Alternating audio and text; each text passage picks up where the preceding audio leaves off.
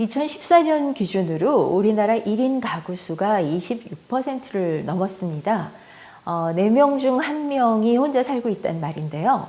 그래서인지 최근 이 혼자라는 단어에 대한 사회적인 관심이 높습니다. 혼자 먹는 밥인 혼밥이라는 신조어 많이 들어보셨죠? 신간 혼자 있는 시간의 힘도 베스트셀러에 올랐습니다. 혼자 하는 일이 늘어난 탓이죠. 그런데 쉽게 혼자 하기 어려운 일도 있습니다. 대개 용기가 필요한 일일 텐데요. 여행이 대표적인 것이 아닐까 싶습니다. 그래서 오늘 제가 내가 혼자 여행하는 이유라는 책을 들고 나왔습니다. 이 책은 저자 카트린 지타가 7년간 50개국을 혼자 여행한 경험담입니다. 저도 이 여성이 어떻게 그리고 왜 혼자 여행을 했을까 하는 호기심 때문에 책을 읽게 됐는데요.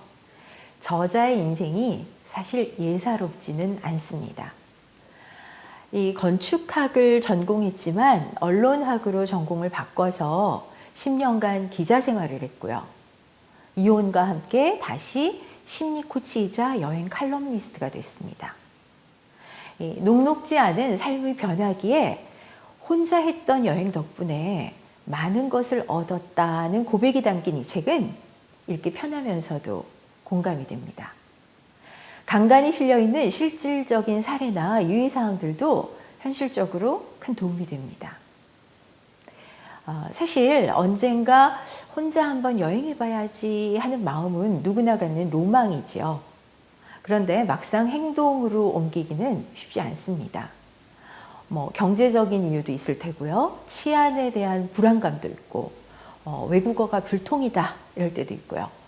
그리고 무엇보다도 내가 정말 여행을 혼자 해낼 수 있을까 하는 확신이 들지 않아서 이 발이 떨어지지 않을 텐데요. 그런 막연한 두려움이 해소되고 용기가 생기는 책입니다. 저도 지난해 연말연시를 혼자 홍콩에서 보내면서 이 생각을 정리하는 기회를 가졌습니다. 근데 혼자 하는 여행이요. 이거 생각보다 무척 재밌습니다. 무엇보다도 마음대로 일정을 바꿀 수가 있고요. 또 이렇게 차를 잘못하거나 실수를 해도 아무한테도 미안해하지 않아도 됩니다. 그리고 말을 계속 하지 않는 속에서 자기가 못 봤던 자기 자신을 발견할 수가 있죠.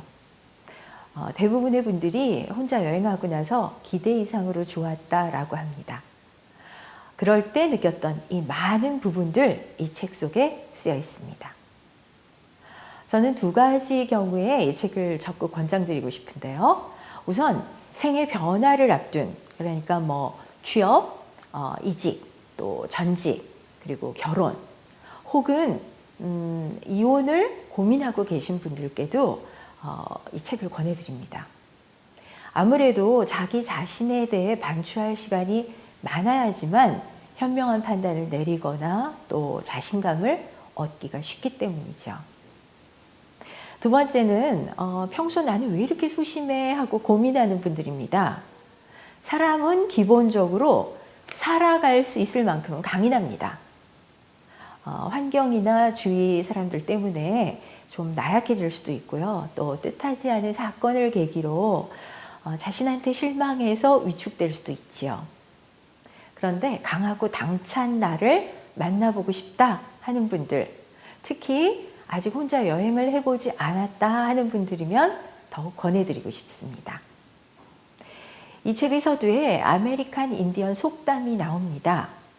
스스로의 힘으로 자신의 진정한 자아를 탐구하라. 다른 누군가가 당신의 길을 대신 만들도록 허락하지 마라. 이 길은 당신의 길이자 당신 혼자서 가야 하는 길이다. 다른 이와 함께 걸을 수는 있어도 다른 이가 대신 걸어줄 수는 없다.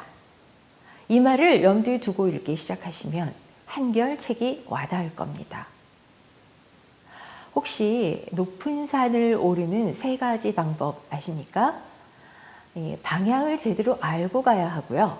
또 포기하지 않아야 한다고 하죠. 서두르지도 말아야 합니다. 여행은 우리 인생과 많이 닮아 있습니다. 그래서 우리는 한 번쯤 혼자 여행을 해봐야 하는 게 아닐까 생각해 봤습니다.